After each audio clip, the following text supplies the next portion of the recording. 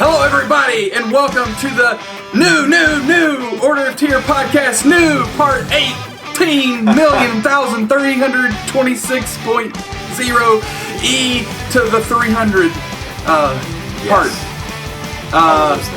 This is a new rebooting of the Order of Týr Podcast, and if you are on the YouTubers, you can see this also has video of my wonderful futon couch and my wonderful blank wall that is sadly pale in comparison to all the wondrous things that are on Michael's wall. I quite literally just found a bunch of random stuff and put them up here. So, Earthworm Jim toys from my parents' house, and then my Johnny 5 that I built last summer, and a Rob, Nice. and a Shy Guy. Which is awesome. Yeah. So, this is the Order of Týr Podcast. I am Jordan B. Sanders. That guy is wherever he is when we edit this video. I have no idea where he's going to go, but he's Mike the Hammer K. Klaczynski. And we're back at this podcast thing. We're going to talk about a few things. We got a handful of topics, and it's going to take all of my restraint not to talk for millions of years about these, I'm sure. Yes, all of the things. So, with that, without further ado, let's dive into band news. So, for those of you joining us for the very first time, we are a band. We do musical things. Yeah, and we actually just released an album on July 1st, 2015. We were recording this on August 4th, 2015, so it's about a month later. I am extremely ecstatic with the response we've gotten for the album. Everybody's super positive about it. They really like it, and thank you, wonderful people out there who have listened to it, and especially a big thank you to all you wonderful people out there who have given us money for it. That warms my heart, my cold, dead heart. Most definitely.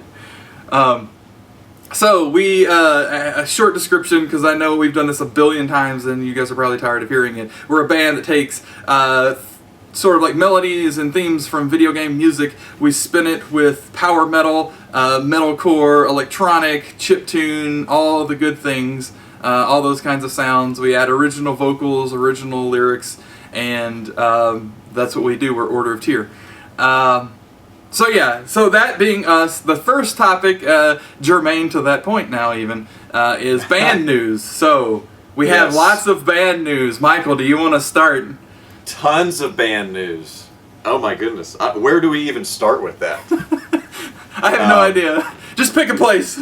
Okay, so we are adding people to the band.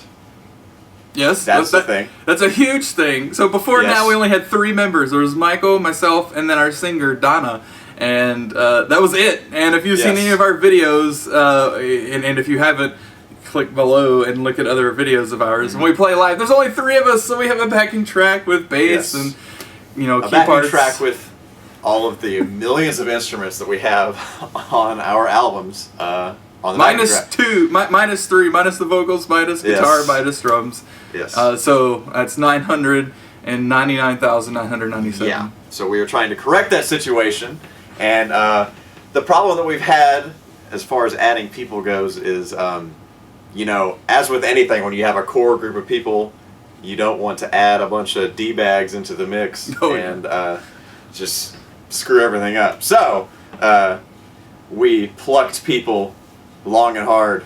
That's what she... never mind. That's pretty inappropriate. Yeah, that thing. So who are they, Jables? Who are these people that we have so plucked from the world? We actually have now 2 new individuals in the band. We actually have a dedicated keyboardist, and that is Lindsay, and her primary job now is keyboardist in Order of Týr. Her secondary job is my wife. So, we know where the priorities are there. Yes, exactly.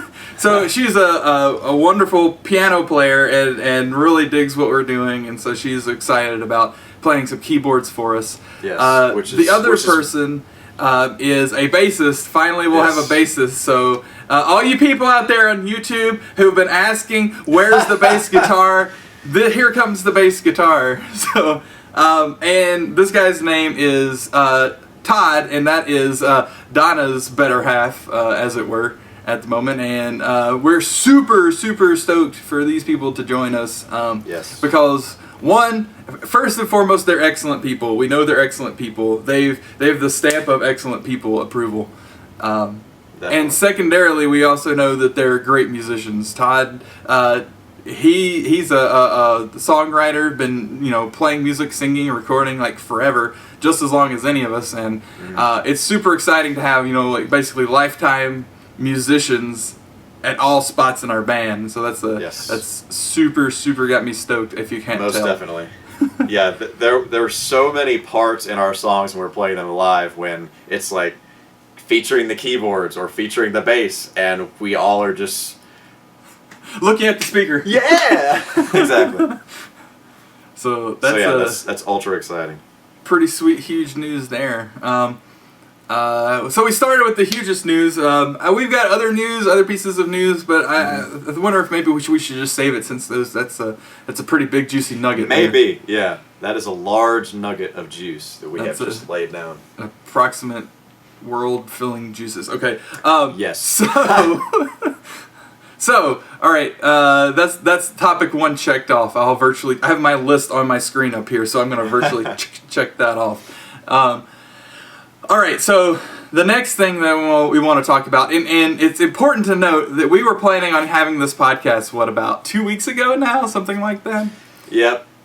And so this is going to seem like millions of years late, and apologies for that. But if any of you caught our sort of impromptu Google Hangout live on air, etc. thing that we did, which by the way is on our channel, so you can take a look at that if you want. We spoke at length, not as long as I wanted to, but as long as Michael would be able to stay awake for, about PT. Why I like it and Michael likes it so much, and why it's such a travesty. All the goings on there. I think it was quite literally the next day, was it? Or not? It wasn't more than just a couple days later that there was this big surge of around all of the gaming sites on the internet. And it's not like this was brand new. It's been around for a while, but it just happened to right then come to the forefront. This sort of spiritual successor to PT, this little team in the UK, I think they are, making a game called Allison Road, which, again, if you have not again, but for the first time, and I'm sure I'll tell you a million times during this podcast, if you have not gone and seen the video for Allison Road, they've got like a 10-minute sort of taster, I guess, of it. Taster. Yeah, go watch this thing. It's interesting, right? Yeah. And a few little nods to PT here and there, so that was cool. Yeah, absolutely. So we want to take some time and have a talk about, what we thought about that, how we feel about that in relation to PT, and just generally about Allison Road as it stands alone. Because it's definitely different than PT, and it's not trying to be an implementation of what the idea of PT was. It's its own thing, but it's kind of, it's Unreal Engine, so it looks beautiful. It's very atmospheric and, trying to go along that way with the horror thing. But, Michael, I've talked for like 18 minutes straight here, so you talk some about Allison Road, because I know you're the one that showed this to me, I believe. Yeah. It looks really cool because it's kind of, it takes the idea of PT and kind of expands it into not just like a little hallway, but, a house. And I think that, is it supposed to be, like, take place in the whole house? Did you see that anywhere? Yeah, I think was reading something where it's not just in the house either. It's like, it's throughout the neighborhood. So okay. I think it's like the whole road, so Allison Road. Yeah, okay. I think that's the case. That makes sense. It's fitting with the title. But it's cool. It has the same kind of feel as PT. You start off and you're in a room and you're like, okay, what do I do here? But the cool thing about it was that it reminded me a lot of Gone Home, which is really cool... Interjection, sorry. Yes. I finished that this past weekend, so we're going to talk about that next week. Excellent. But it reminded me... Oh, great, then I can actually talk about it and not spoil anything. It reminded me a lot of that at the beginning. Gone Home spoilers for anyone watching. X. It reminded me a lot of that just because how you interact with things and how you, like you have no idea where you are or what you're doing, but you pick up an object and you look at it and you can kind of gather information from the stuff that you're looking at as to kind of where you are. So that's cool. There's a lot more. I mean, not that PT doesn't have a lot to look at, but there's just there's a lot more to kind of interact with, I guess. It kind of takes that aspect of PT to the next level. The only thing that I don't really like about it is some of the voiceover stuff. Yeah, I think everybody says that, the first reaction is like, oh man, it looks great, but lose the voice. Yeah, so it's weird because something like that is supposed to make you feel more like the character, but it's almost like when there's no voiceovers at all for your character, then, it makes you feel more like you're in that spot. Absolutely. Rather than, hearing some random, what's this kind of stuff going on. Not to mention if you're a female playing the game. Right, exactly. Yeah, I think, and this is another point I wanted to make about Allison Road, is as soon as, you showed me this video and I was like, holy crap, this is awesome. I go out and I find the Facebook page and I follow it, and I follow find the main dev on Twitter and follow his account. And what I really like about this is how engaged they're trying to be with the community. Because recently they actually got a couple more members on their team to actually do the social media stuff and the community management, so to speak.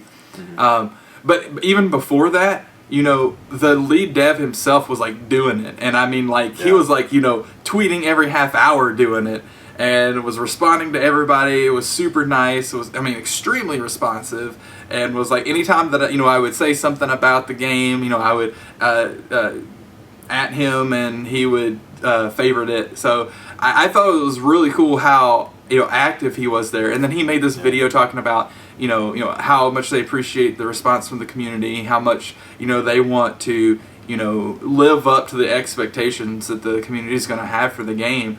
He seems super genuine about it, and I think that because of that, I there's no way they haven't heard the get rid of the voiceover. They've got to be getting rid of the voiceover. It's cheaper to not have to do that, right? Right, exactly. No offense to all you aspiring voice actors out there.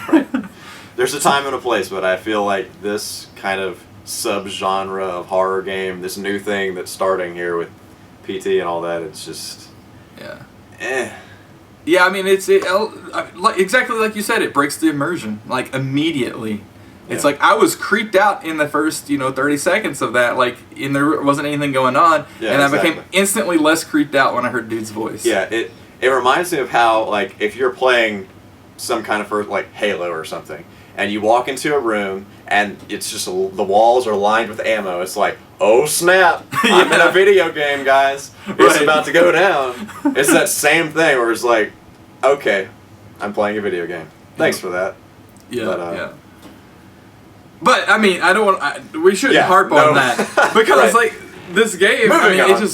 It looks obviously it looks incredible, right? Yeah. And it's in some aspects it's almost creepier than PT. Overall, I would say it's not, because it's not as claustrophobic feeling. It's not as I'm about to die feeling, just overwhelming dread. But some parts, when at the back of the house, there's just all that glass out to the garden or whatever, and it's you look out there and you just know something's going on out there. You can't see anything, but you know something's going on.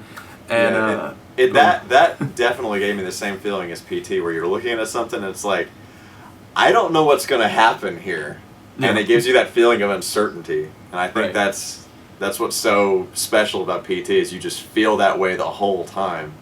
Yeah. Even when you've played it before, there are some random things that happen that you still feel kind of on edge about. So, well, that's I was down in Memphis last week, and we played through PT again. And me being the wuss that I am, I didn't want Lisa to kill me, so I made sure I did everything so that she didn't kill me. Get to the last puzzle, or actually before that, what was it, the next to last go around before the last puzzle, we walked into the room, and then this like male voice just said something. We had no idea what it said. Never heard it before. We looked it up on the internet, couldn't find any reference to anybody having said that happens anywhere. Yep. Not to say that it doesn't, and it's not documented somewhere. We just couldn't find it. And it freaked me the crap out because I thought I've played through the game before. I've watched X million different playthroughs of it, right? You know, people who knew what they were doing, people who didn't know what they were doing, people who died over and over, you know, that kind of stuff. And it's like, I've never seen this. And so that was really freaky. And then we come back around, we're doing the final puzzle. I'm standing there, and I think the light was blue at this time. I was standing there looking, focused in, actually holding the, R3 in, focused in at the clock, waiting for it to turn to midnight. And right as soon as it does, that same voice starts talking, but it says something a little bit more. But again, we couldn't figure out what it was. And again, we couldn't find anything about this, and it's just like, how many different little random things are there in this game? You know, are there other things even beyond all that? Yep. Makes me scared to even think about it, honestly. Exactly. But anyway, back to Allison Road. I think that if the dev team takes their time with it and they don't just try to rush something out to capitalize on the hype, I think they're going to make a really good game. At least it's going to be a game I want to play. I would purchase, so put it that way. Yeah, it definitely feels like the people behind it are passionate about what they're doing. And I think that's incredibly important in something like this. Most definitely. And I mean, they seem like good people too, so that's always a bonus.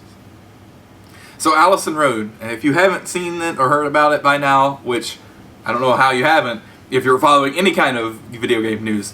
But for those of you like me who normally don't, I get all my news through Michael or sometimes Reddit. Go check this out. Go watch that video. Go follow them on Twitter, like them on Facebook. It's I think it's going to be a worthwhile project. Yeah, we can put links in the description or something. We should do that. We should totally. Or maybe on the video somewhere. We'll see. Or both. Yeah. Por qué no los dos? All right. So, anything else you wanted to say about Allison Road before we move on? Be sure to bring an extra pair of pants when you actually watch this teaser. Or what'd you call it? Oh, a taster. A taster. Excuse me. Oh, me. Yeah, definitely worth watching. So, keeping in line with our PT horror theme we got going, this actually surfaced earlier this week. I mean, I think the form that it's in right now surfaced earlier this week. The guy who's been working on it, I know he's been working on it since, like, I think December last year is when he first started, showing some screens and stuff. So a guy was, and he's I don't know what you call an environment artist, texture artist. He does computer graphics, and he wants to get a job in video games. And my goodness, this guy needs a job in video games. Right. He took assets like from PT, like just screenshots. Is that? It looked like that's what he did. He just took screenshots and replicated them. Yeah, made textures, and I think he did this inside Unity, and recreated the hall in PT, and actually made it playable. It's not PT. It's not where you loop around and it's like the whole jazz there. But a lot of the triggers that happen in PT, or some of them happen, and it's just kind of showing his ability. It's really more of a portfolio piece than anything. It's called, this is cute, PuniTy. So the P and T are capitalized, and so it's PT and Unity. It says PuniTy. Clever. But it's pretty cool. It's cool that this is a one-man show that he did just by himself. It's just unfathomable to me that he did this in like 6-7 months. It's funny to me because I started playing it, and quickly I was like, "This is different. I'm scared again. Yeah, exactly. I don't know what's gonna happen." Man, it feels like the same thing, but it's not. I don't know what to do. Yeah, I mean, how many times is Lisa gonna kill me? I mean, am I gonna, like, every other step? Oh, it's just crazy. And then at one point I saw her shadow on the wall, and I turned around, she wasn't there. I was like, Nope. Nope.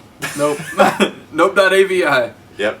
No way. I mean, I don't understand. Like, I love that kind of horror. I love making myself feel that way, but in the moment, I'm like, nope, no, ma'am, no, ma'am. Exactly.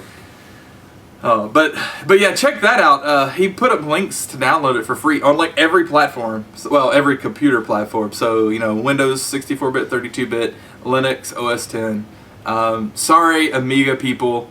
There's one person in particular I'm thinking about.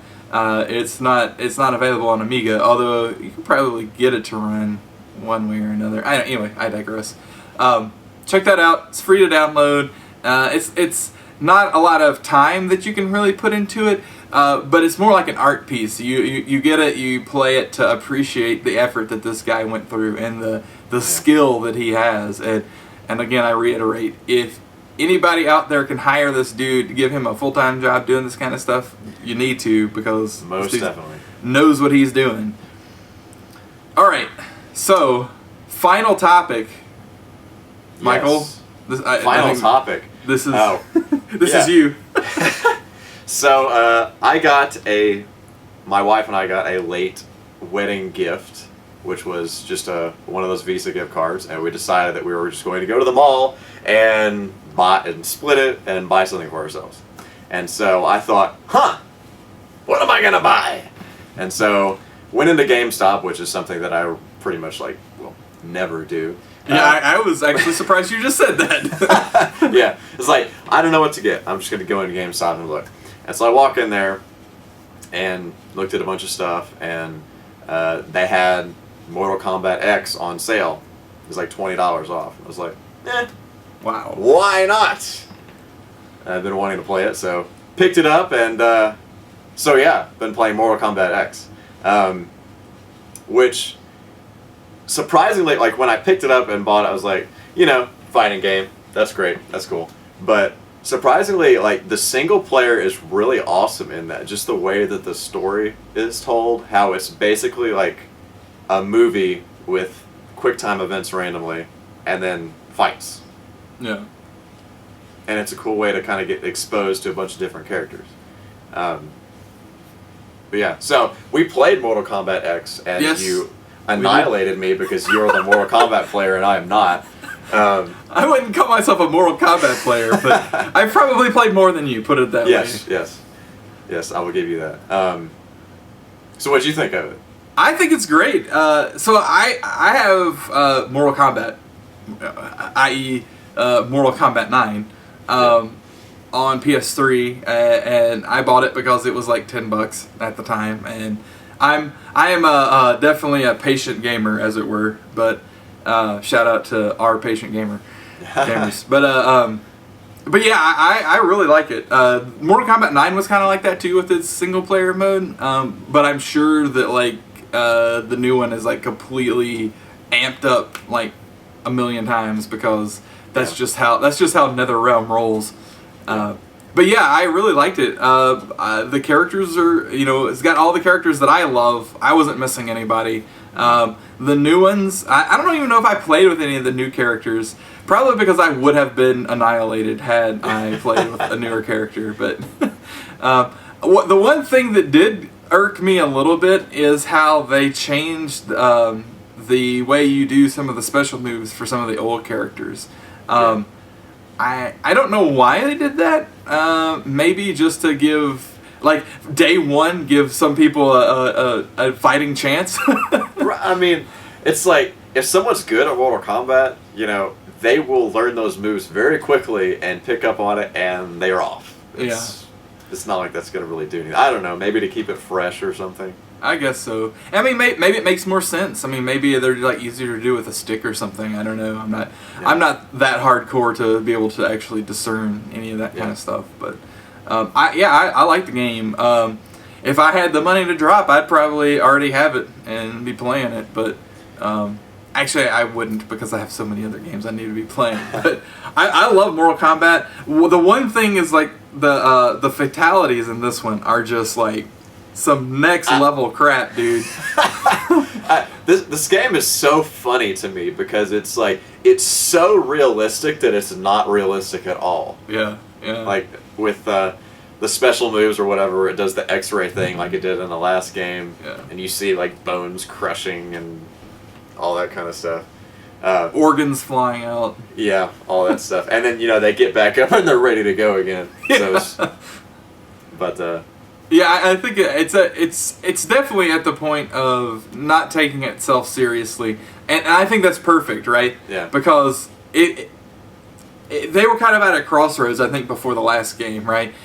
It was like, okay, so what do? We have this technology, and I mean, especially with this one, but even the last game too, to a certain extent, we've got the technology to like really make people like literally puke when they see this happen. Yeah. So, do we take this in the path where we make them puke and feel bad about themselves, or do we take this in the direction where we make them almost puke and be like, "Oh man, are you serious?" Yeah, exactly. and then subsequently laugh. And so they went path B, and I think they're like way on that path now. They're like, just how far can we push this to like just completely be not even realistic, but look realistic. And I appreciate that. I mean, that's almost an art, right? Yeah. To be able to do it and not be so absurdist that like nobody cares about it, and to not be so realistic that people are like, I'm uncomfortable right now. Although, right. Don't get me wrong, some people will definitely be uncomfortable seeing that stuff. Oh yeah, no doubt. This game is not for everybody. But it's not like you're watching like somebody literally be killed. I mean, okay, yeah, you're watching somebody be killed, but it's not like if you watch like any videos or happen to see any videos of like somebody actually dying, that real sick feeling that you get about it. You're not gonna get that from this, because it's like this dude just had a hole blasted in his stomach, like literally a hole you can see through his stomach. Like that's not even in the realm of realistic. So it's just hilarious to me that a group of people actually sat in a serious meeting discussion, figuring all this stuff out, what they're going to do, all these fatalities and stuff. Oh, absolutely. It's like, not only that, they got paid to do so. That as well. It's like, where do I sign up for that job? But exactly. They paid their dues for that, for decades at this point. I love it when I play a game and the game is what it is. Like, it knows what it's trying to be, and it is that. And like the Saints Row, the third one and the fourth one, they are both exactly the same thing. They're just like over the top. They're hilarious. It's like everything that you want Grand Theft Auto to be, but it's too serious. Is like that Saints Row. Well, yeah, it's like the stuff that you do in Grand Theft Auto. Yeah, you don't really do the real stuff. I mean, I don't put it that way. Right. That the stuff that you actually do in Grand Theft Auto, that's the missions in Saints Row, and that's what they incent you to do. So yeah. I like that game. I got Saints Row the third. I actually played that a little bit a few weeks ago. You need to beat that game. The final mission in that game. There's so many 80s references all throughout that thing. Oh man. But the final mission, it plays Holding Out for a Hero during the last part. It's just...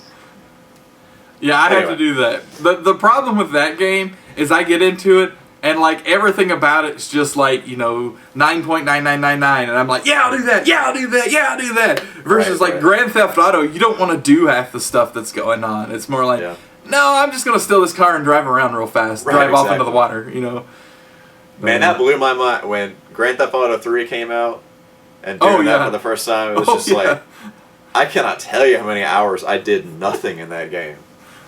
Oh, I know. It's crazy how, games like that, if you make a really good sandbox, I mean, you don't really have to have too much going on.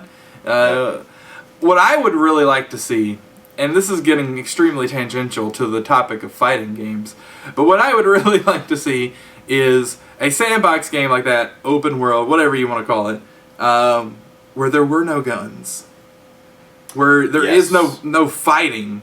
But what do you do? I mean, I don't know, and I have no vision for this, but I think that it could be really cool and interesting to have a game where, okay, I'm going to walk down to the arcade and I'm going to play an arcade game inside this game that I'm playing on my couch. Right. What? Or I'm going to, I'm not trying to describe The Sims here, right? You could You could say that, but And then, there's the whole, real life's the game. Yeah, well, let's make it boring and make the levels like outside, right? And like, the graphics are great, but the missions suck.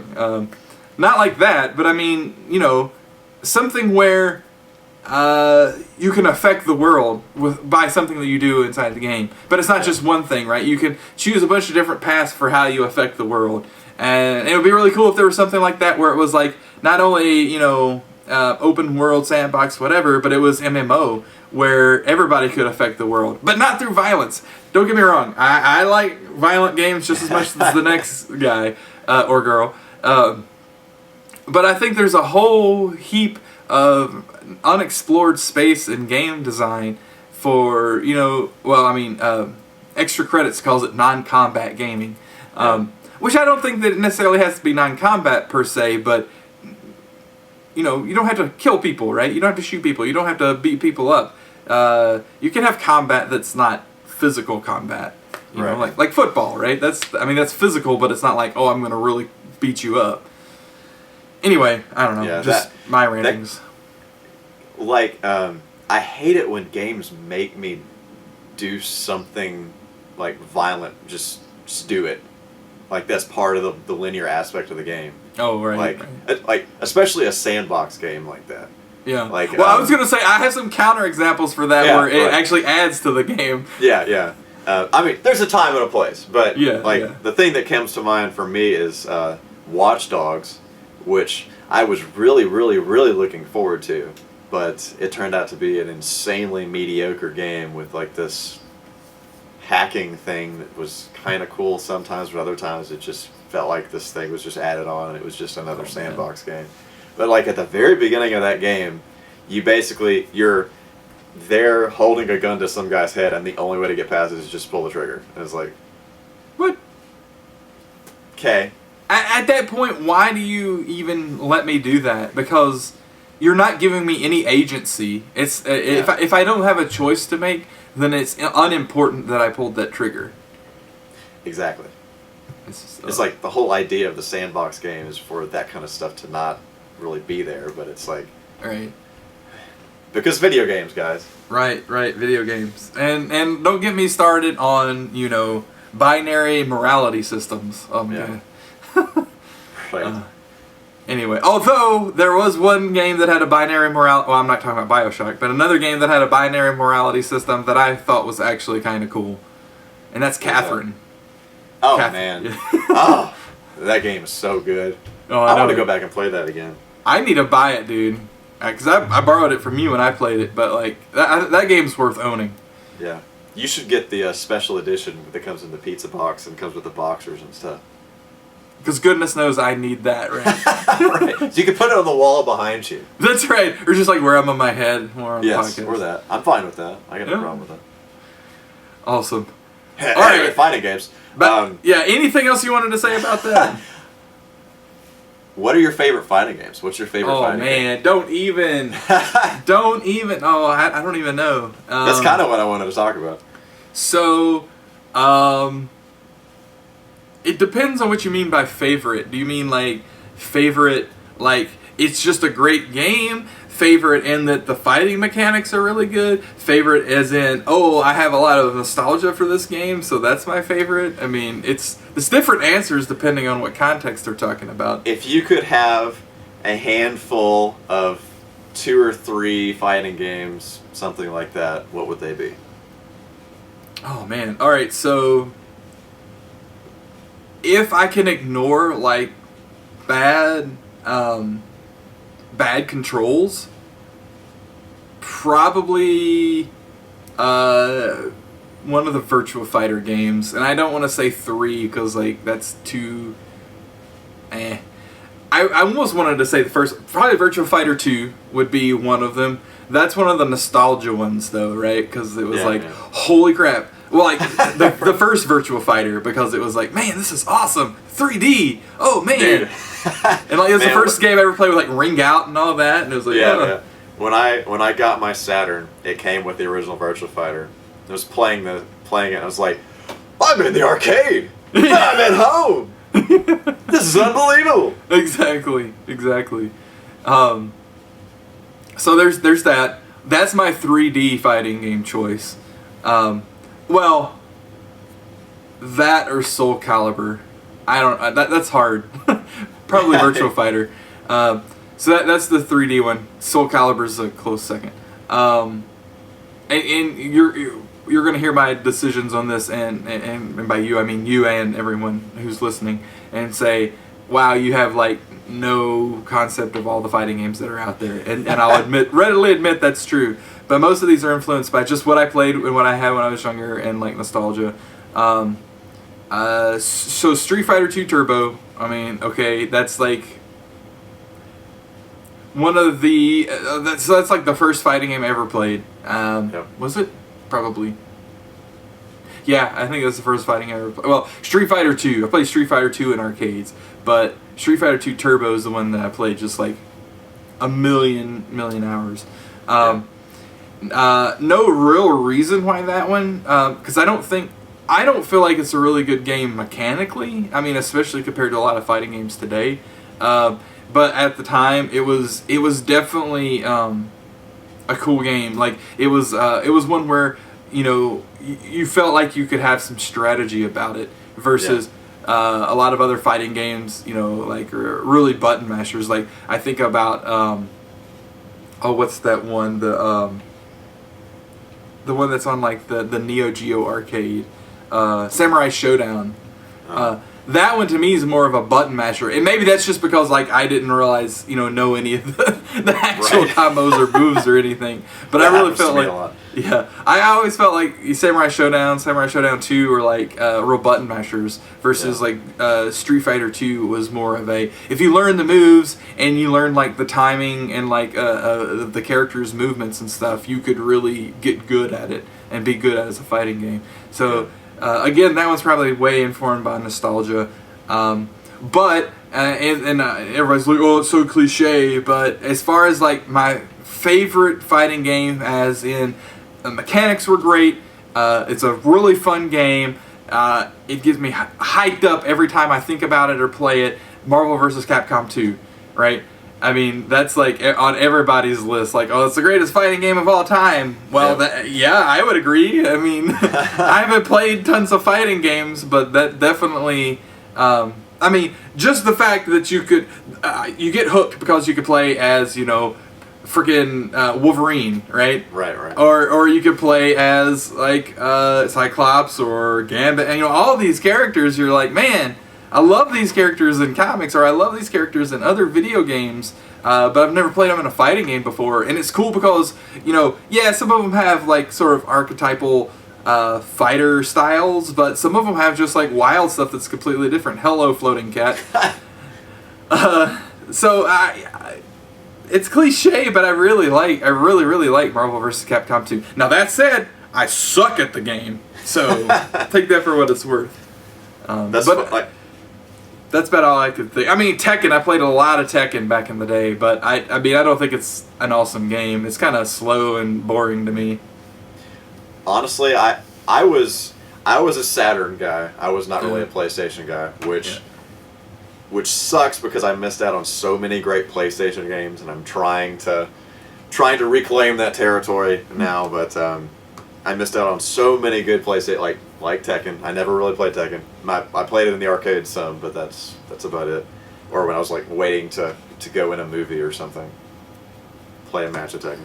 Yeah. Marvel vs. Capcom 2 is definitely on my list. It's funny because that's probably one of the fighting games that I'm best at, as opposed to Mortal Kombat. I don't know why. I didn't say a Mortal Kombat game. How did I not say a Mortal Kombat game? Ultimate Mortal Kombat 3. There you go. But yeah, I love Marvel vs. Capcom.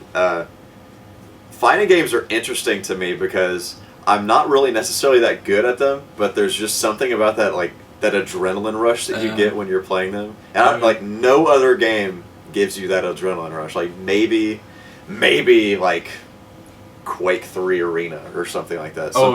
Something fast-paced like that, but nothing, for me personally, gives me that same adrenaline rush as a fighting game.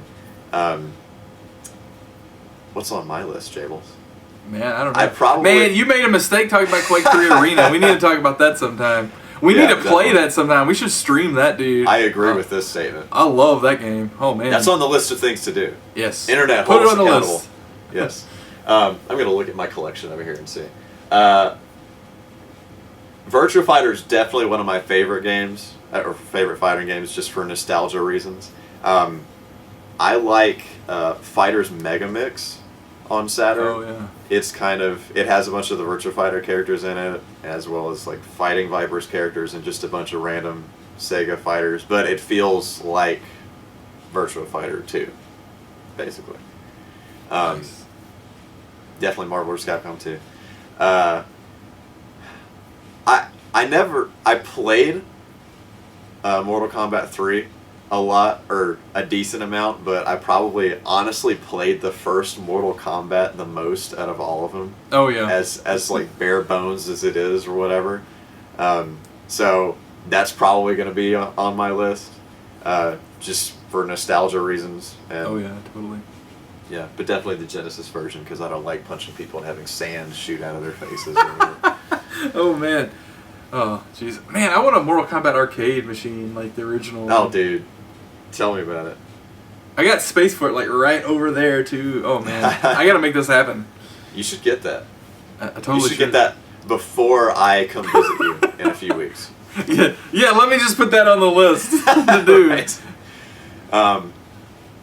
What are some other fighting games? Some honorable mentions. I love Soul Calibur. That was actually the second Dreamcast game that I bought. Second after Sonic Adventure, of course. Oh yeah. I played the P and the G out of that. I played Dead or Alive 2 a lot. Beyond that, I kind of stopped playing fighting games for a while. I didn't really play a lot of like the N64 Mortal Kombat. Did you ever play that?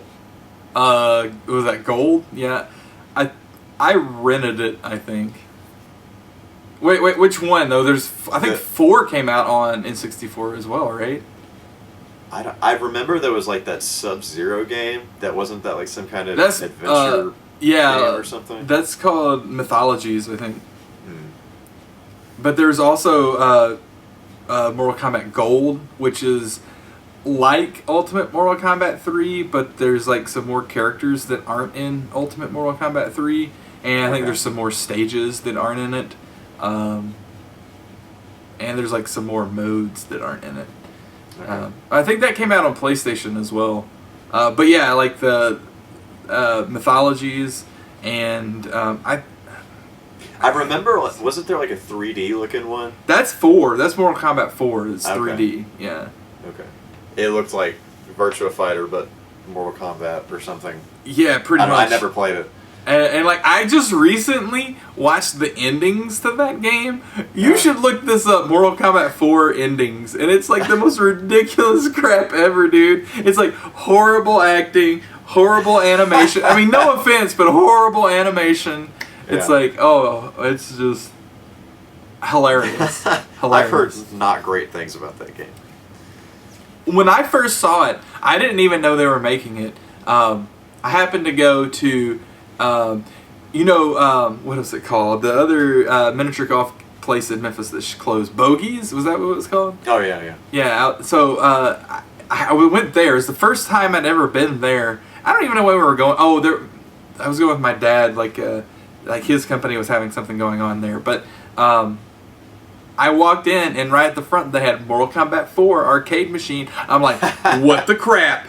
Oh man, this is going to be like the best thing ever. And then I get up there and I see the demo going, and I'm like, this is 3D? Holy crap. Oh, all my money. And it's like, I played it and it's alright. And it's not, the ports to the consoles, I don't know. The arcade game's not that bad. It's kind of bad. It's bad if you're going into it expecting it's a Mortal Kombat game, I guess. Especially because up to that point, Mortal Kombat meant 2D. That's why I was so excited about Mortal Kombat 9 and subsequently X. It's like, that's what Mortal Kombat needs to be. They need to stick with that. It's obvious that it works. People still like it. don't get me wrong, I played Deception, Mortal Kombat Deception, which a lot of people say is like one of the worst. Which one was that? 6, I think. So it goes 4, and then I think Deadly Alliance is 5, and then Deception, and then was it Annihilation? Whatever the one is where it's like 99 characters or something, like every character ever in Mortal Kombat. That's the one after Deception. I don't know how they go after that. I think whatever. There's probably some I'm missing in there, but Deception was okay. Like, I played all through the single player, which is not nearly as good as like the new single players. But it's better as a 3D Mortal Kombat, way better as a 3D Mortal Kombat game than Mortal Kombat 4. It was just like, they were just doing 3D because that was the thing, that's what they thought they had to go, and they didn't understand anything about making a 3D fighting game. Versus... So many people did that. Oh, yeah. Versus, like, Tekken and Soul Calibur. Like, those guys knew how to make a 3D fighting game. Yeah. And Virtual Fighter. Like, Virtual Fighter's, like, I think it's good because it's a good cross between kind of the strategy of a 3D fighting game and the speed of a 2D fighting game. Yeah. That's why I like it so much. Versus Soul Calibur's like the other end of that, right? It's like, let's see how strategic we can be about a 3D fighting game. Yeah. So that's why I like Soul Calibur. But yeah, anyway, Mortal Kombat 4. Nah. Pass it. Go watch the endings though; they're hilarious. I will do that immediately after this. So, so any other fighting games you want to put on your list before we call this a wrap? I don't think so. I think that's about all I got. We need to do this with more subgenres or genres. I think that's awesome. This has been pretty exciting, especially now that I know that this is what we're doing. I can actually prepare some thoughts. We actually are planning ahead this time around, and we are putting topics, just lining them up in a list of podcasts to do. So. Yeah. So, if anybody out there in the world wants to have us talk about something, send an email to band@videogamemetal.com, and that'll go to all of us, and then we'll put it on the list, literally. Yes, please do. That would be awesome. We'll say it was requested. Yes. And all the things. And all the shout-outs and whatnot that go with that. All those. Yep. So, alright, man. Well, if you don't have anything else, I think we should call this one done. One done. Alright, so, as a sign out, everyone, thank you so much for sticking around with us for this probably close to an hour-ish podcast. We hope you enjoyed it. We plan on doing another one very soon, probably in the next 2-ish weeks. So be on the lookout for that. If you're watching this on YouTube, thank you. If you haven't subscribed, go ahead and subscribe. If you are listening to this just audio-wise, you probably got it from SoundCloud. The SoundClouds. Because I think that's where we're going to put this from audio perspective. I think it's just going to be easier for us to manage. So thank you for downloading it from there. If you're not following us on SoundCloud, we are at soundcloud.com/videogamemetal, which is confusing because it's the only place on the internet where we're not at /Order of Týr. Apologies for that. Yes. But everywhere else on the internet, youtube.com/Order of Týr, facebook.com/Order of Týr, twitter.com/Order of Týr, Instagram.com/Order of Týr, Vine.co/ well, we're not there yet. We don't have a 30-day account. But it's going to be /Order of Týr. The Vine's weird. I put weird videos on Vine, so just be aware of that before you do it. What else do we have? I said Instagram. All the things /Order of Týr, just try it. We're probably there. So, yeah, exactly. We will be doing some music stuff soon. I'm sure we'll have some more. I know we'll have some more band music for you guys next time. We'll talk about some more video game stuff. So, Michael, anything before we go? I got nothing, Jabba, to you. Alright, so thank you very much for listening to us drone on forever. That guy over there, wherever he might be, is Michael the Hammer K. Klodzinski. I'm Jordan B. Sanders. We're parts of Order of Týr. Check out our website, videogamemetal.com, and we'll see you next time. Deuces.